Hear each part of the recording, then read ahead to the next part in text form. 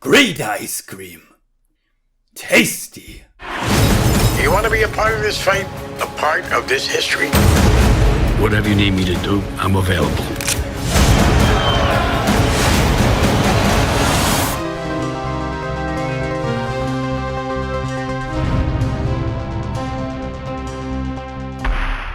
Servus Freunde, my name is Jimmy Cage and the arrival of a new film by Martin Scorsese has to be an absolute highlight in the lives of most lovers of cinema, especially when it's going to be a gangster film, the genre he's probably most associated with. Lovers of cinema love Scorsese and Scorsese loves cinema. He's easily one of the most outspoken supporters and preservers of the art form.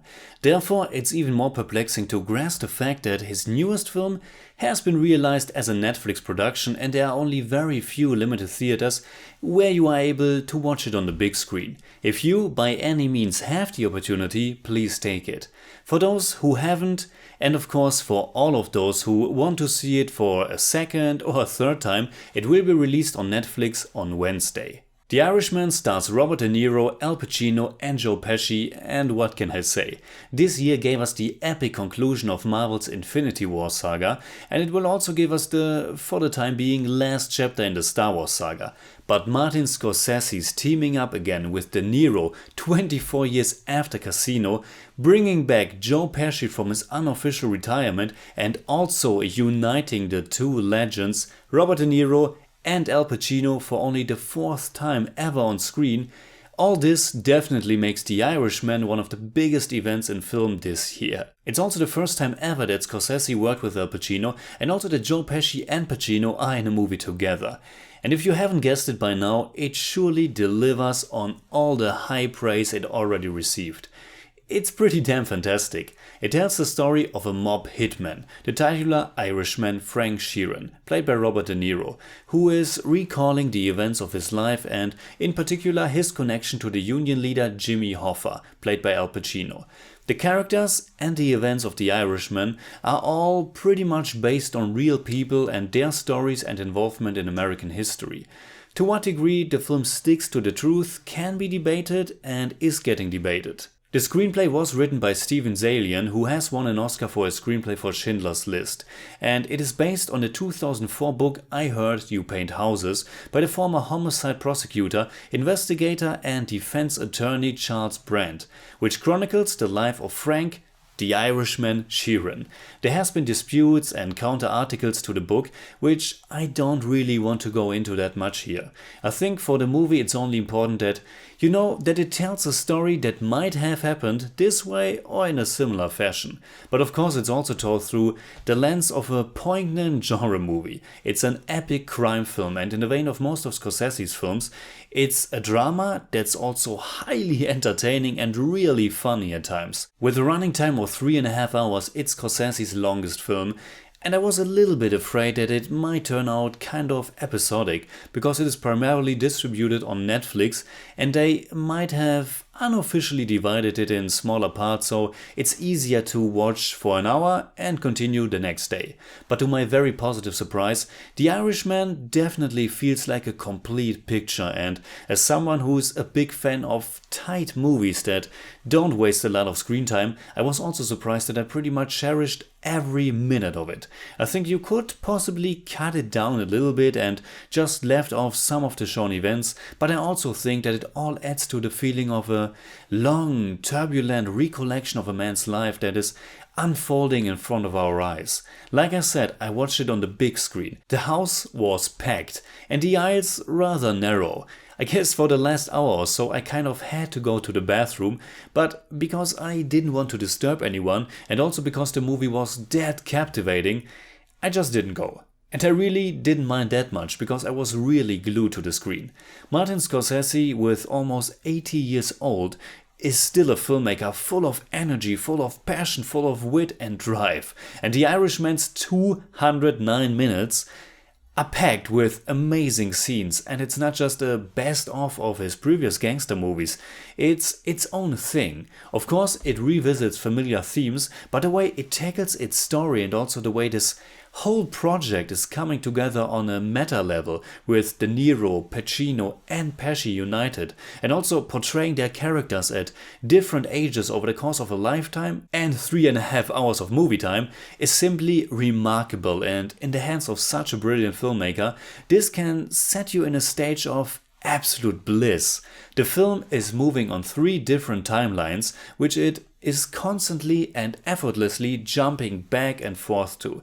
In typical Scorsese fashion, we get one of those super long continuous takes, but this time not through a casino, but through the hallways of a nursing home, where the old age Frank Sheeran is sitting in a wheelchair and recollects the events of his life to the audience. We also have the younger, but still very old Frank, who is taking a road trip to Detroit with his friend Russell, played by Joe Pesci. They are on their way to a wedding, and we know that there will be another very important event happening at their destination. Then we have the third and I would say main timeline, which chronicles Frank's life in the Mafia. This timeline sets in sometime in the 1950s and then progresses through the years until we end up at their road trip and then even later at him being in that nursing home.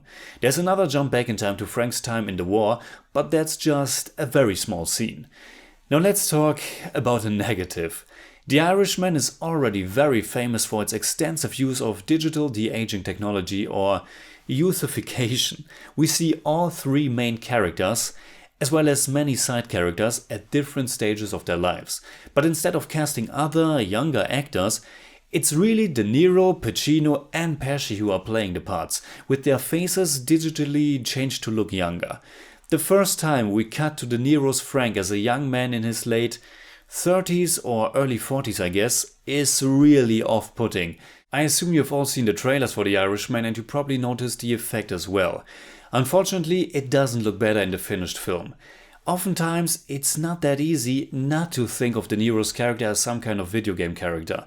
I think what makes it worse is the fact that they gave him blue eyes, because the real Frank had blue eyes. Of course, it has always been a common practice to change someone's eye color on screen by wearing contacts or by digital effects.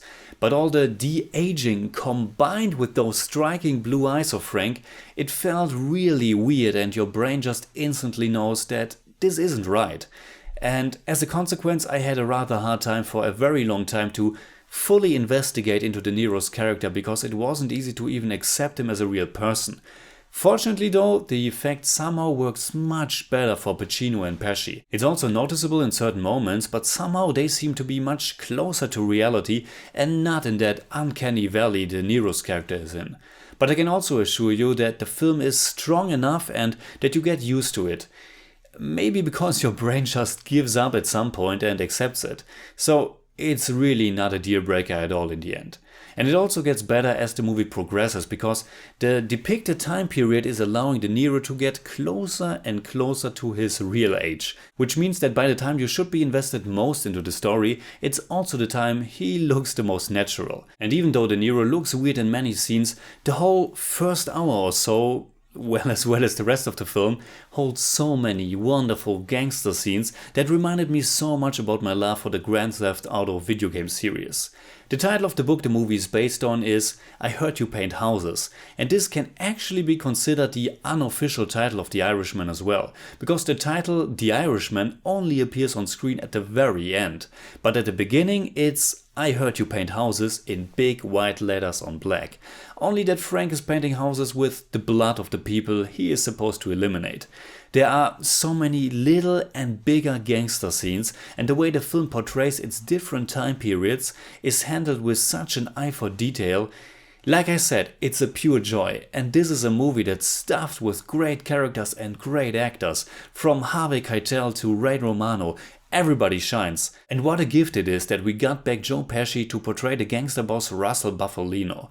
This is a true master performance unfolding on screen, and unlike other Pesci roles we have seen, normally you would expect him to play someone explosive, unpredictable and overtly violent.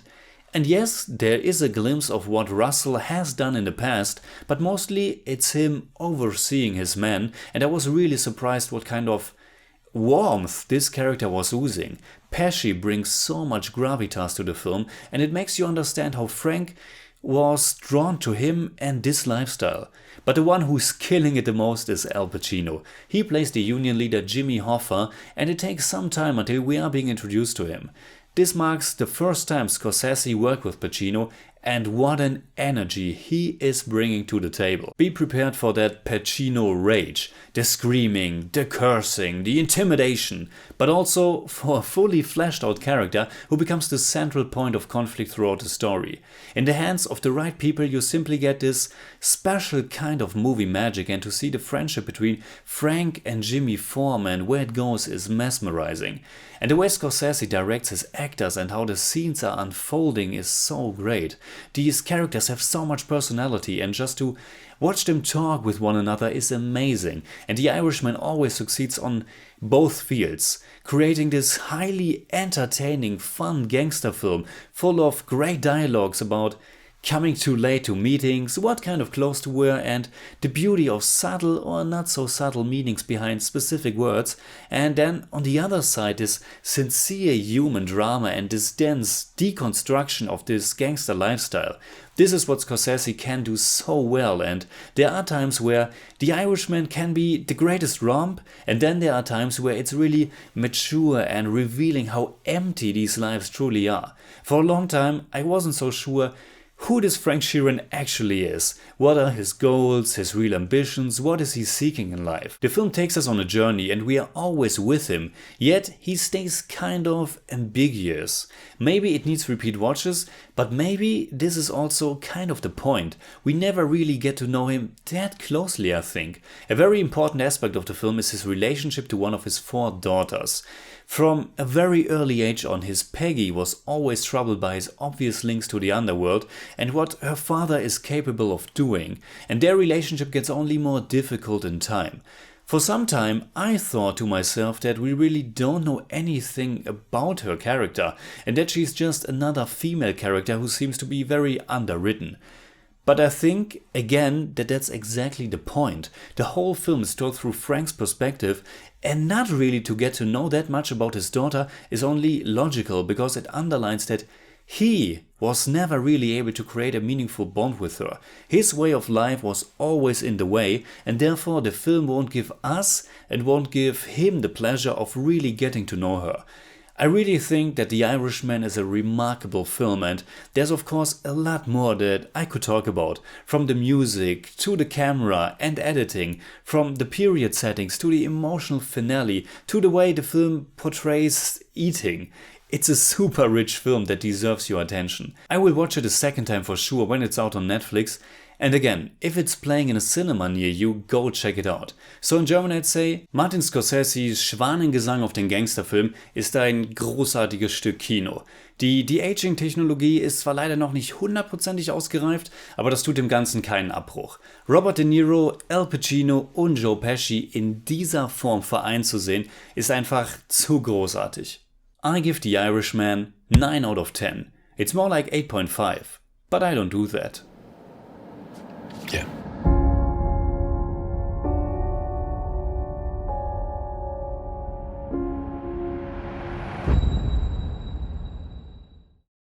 Alright, that's it. Like always, comment below and let me know what you think about The Irishman. And also let me know what is your favorite film by Martin Scorsese. You can hit me up on Twitter, Instagram and Letterboxd simply at TheJimmyCage. And if you enjoyed this episode, please give me a thumbs up, share, subscribe, whatever you like. And make sure you hit that bell for all I have to tell.